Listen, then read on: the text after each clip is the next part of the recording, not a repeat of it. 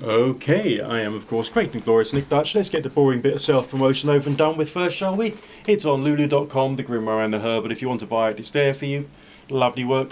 Probably lots of useful information for you, no matter what sort of like spirituality or path you're into. Now, we're moving on to the other community, which both the Christians and the pagans can struggle with and can accept sometimes and are rather confused about and don't really understand what's really going on. But it's something which is doing a lot of good right now. The Christopagan social justice movement, it is, according to some sources, an alchemy of what happens when the radical hospitality of Jesus meets the earth-honouring wisdom of the old ways, and suddenly love thy neighbour becomes love thy watershed.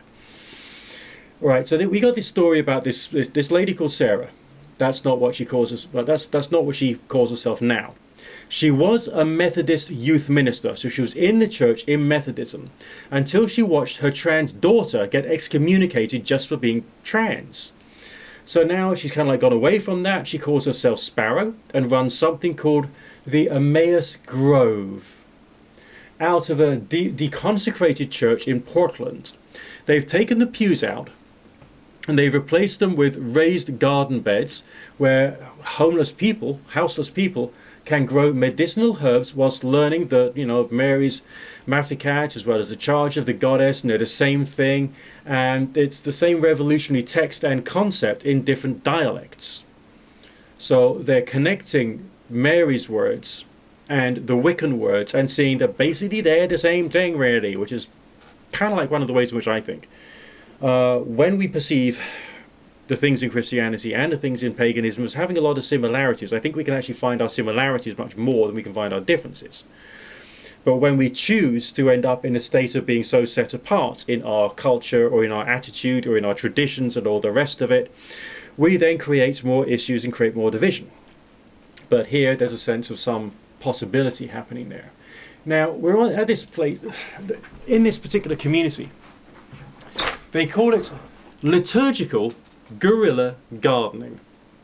At 3 a.m, Sparrow and her Christopagan collective, being ex-evangelicals, recovering Catholics, solitary witches who still love Jesus, they slip through the cracks of the Portland's gentrified neighbourhoods. Each carries a mason jar. Half contains communion wine, half contains moon water. They pour both onto the soil in abandoned lots whilst whispering the Beatitudes and the witches read in the same breath.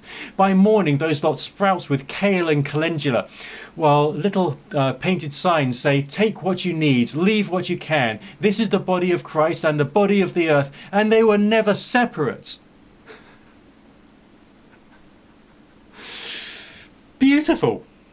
You know, the higher aspirations of Christianity becoming manifest through these Christopagan people who are combining different traditions and different ways and, shoving a few seeds in and doing a bit of blessing and, oh, look, there's some food. Go on, there you go, hungry people, have something. Problem is, they keep getting arrested. Not for the guerrilla gardening, but for the healing circles. Because what else they do is they started something called confession without conversion.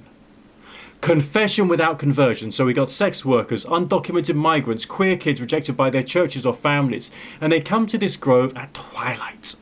No sermons, no altar calls, just this. Sparrow anoints their feet with oil infused with rosemary and myrrh whilst chanting in Aramaic and Gaelic simultaneously.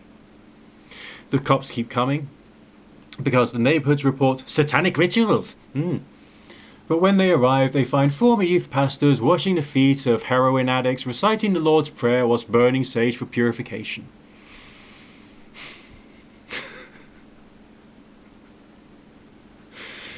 I find that a very, very, very tender story. And that's what, I don't know about you, but that quality of compassion, all right, that quantity of, let's be there in people's distress. That's the real stuff. That's the important bit. That's what really should be going on, you know. The DA's office has a file on them labelled Christian pagan syncretic cult, but they can't prosecute because no one's collecting money, no one's being coerced, and somehow the crime rate drops 40% within a 3-block radius wherever they plant their gardens. Crime rate drops 40%. People who would otherwise be doing crime are getting help to try and like make themselves better, and there's less violence and nicer people going around outside. And the local emergency room reports fewer overdoses. The food bank says they've never seen such bountiful produce. Compassion in action. Oh God, this is nice. This is when humans do that. You know that scene in the Hobbit movies? You know, and you got Gandalf talking to what's his name? Bilbo? And he says, like, you know, relax, even in these times of darkness. It's the goodness of ordinary people which gives him confidence that light will kind of like win in the end. I want that. Big time. Alright? And you got these people like being comfortable to move from one, you know, faith expression to another one and to carry on doing things for people. That's the real stuff, man. That is totally the real stuff.